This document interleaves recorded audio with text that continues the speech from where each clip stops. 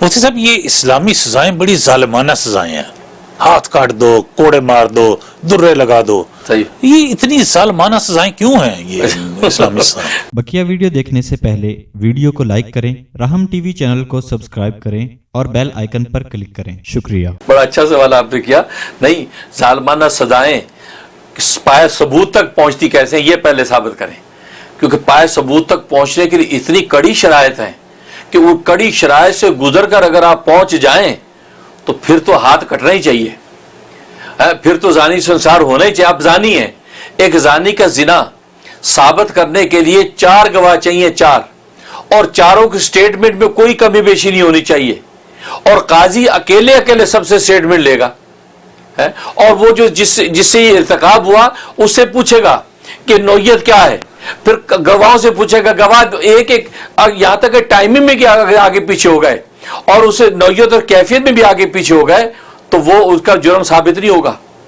یعنی اسلام تو یعنی چھوڑنے کی بات کرتا ہے، اس کو یعنی اگنور کرنے کی کوشش کرتا ہے، لیکن ایک خبیث الفطرت ایسا ہے کہ وہ اس سے 4 گواہوں نے بھی دیکھا، بالکل سیم نوعیت کی حالت میں دیکھا، اور پورے شواہد اس کے بالکل مکمل ہیں۔ اب تو اس کو کوڑے پڑنے ہی چاہیے، اب تو جو ہے وہ سنسار ہونا ہی چاہیے، کیونکہ وہ تو اس کی مثال تو موذی کی ہوتی ہے، جیسے سانپ بچھو کی مثال ہے۔ اب سانپ بچھو کا آپ قتل کرتے، کوئی آپ کو ظالم کہتا ہے؟ وہ کہتا ہے سانپ مارو، ہے سانپ نو مارو، یا ہم کہتے ہیں مارے آستین کا سانپ، یا آستین کے سانپ کو سانپ تو نہیں ہوتا، آدمی ہوتا ہے۔ اس کا مطلب ہے بعض بائی نیچر سانپ بن جاتے ہیں، بعض بائی نیچر بچھو بن جاتے ہیں۔ یار بندہ تو ٹھواں ہے، موقع مل جائے ڈانگی مارتا ہے۔ یہ لوگ کہتے ہیں بندہ ٹھواں ہے، اس کا مطلب ٹھواں نہیں بن گیا، وہ کیا ہے، وہ بندہ ہے لیکن بائی نیچر ٹھواں بن گیا۔ تو بائی نیچر جو اتنا جو ہے موذی ہو جاتا ہے، تو پھر وہ قرآن کریم میں جیسے حضرت خضر نے بچہ قتل کیا تھا نا، وہ اس لیے قتل کیا تھا کہ وہ موذی تھا، وہ ایمان کا موذی، جان کے موذی ہوتا ہے۔ فرمایا کہ یہ تو اپنے والدین کے ایمان کا موذی بن جائے گا، ان کا ایمان لے اڑے گا، آپ نے قتل کر دیا۔ تو گویا کہ اس کی مثال ایسی تھی جیسے سانپ بچھو۔ بالکل اسی طریقے سے وہ شخص جو ہے وہ زنا کا ارتکاب کرتا ہے اور وہ پایا ثبوت تک چیزیں پہنچ جاتی ہیں۔ اور پھر مزے کی بات یہ ہے کہ زنا کے ثبوت کے لیے دیکھو اسلام میں کتنی سخت شرائط ہے۔ فرمایا کہ جس خطے کے اندر اسلامی ملک میں زنا ہو گیا اس کے اندر اس معاشرے کی پاکیزگی کا عالم یہ ہونا چاہیے کہ با پردہ خواتین نکلیں، مرد نکاح جھکا کے بات کریں، پاکیزہ معاشرہ ہو، وہاں بالکل عریانی فحاشی بے پردگی نہ ہو، یہ ساری شرائط مکمل ہوں۔ اب اس سے زنا کا ارتکاب ہوا، 4 گواہوں سے ثابت ہوا، اب وہ سنسار ہوگا۔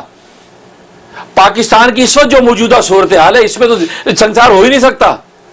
بے پردہ عورتیں پھر رہی ہیں، کھلے سینے کھلے کولے پھر رہی ہیں، اور کھلے دوپٹے بال پھر رہی ہیں۔ تو ایسے کھلے معاشرے میں اگر زنا کا ارتکاب ہو گیا تو مزے کی بات یہ ہے کہ وہ اسلامی نقطہ نظر سے اس پہ حد جاری نہیں ہو سکتی، کیونکہ اسلام یہ کہتا ہے کہ پہلے معاشرے کو اتنا پاکیزہ کر لو، فطرت کو سلیم کر لو۔ اب پاکیزہ معاشرے کے بعد اب فطرت کا تقاضا یہ تھا کہ اس قسم کا ارتکاب نہ ہو، پھر بھی کسی نے کیا اور 4 گواہ اس پر قائم ہو گئے یا اقرار سے جرم ثابت ہو گیا، تو یہ تو پھر موذی ہے، اور موذی کو قتل ہی ہونے چاہیے جیسے سانپ بچھو کو قتل کیا جاتا ہے۔ اور اس طرح ہاتھ کاٹنا چور کا ہاتھ، اس لیے امام شافعی رحمۃ اللہ نے بڑی پیاری بات کی، فرمایا کہ یہ ہاتھ جو ہے جب تک امانت دار رہتا ہے تو یہ چوم لینے کے قابل ہے، جب خیانت کرتا ہے تو کاٹ دینے کے قابل ہے۔ اللہ اذا خانت ہانت، جب اسے خیانت کی تو کاٹ دینے کے قابل ہے۔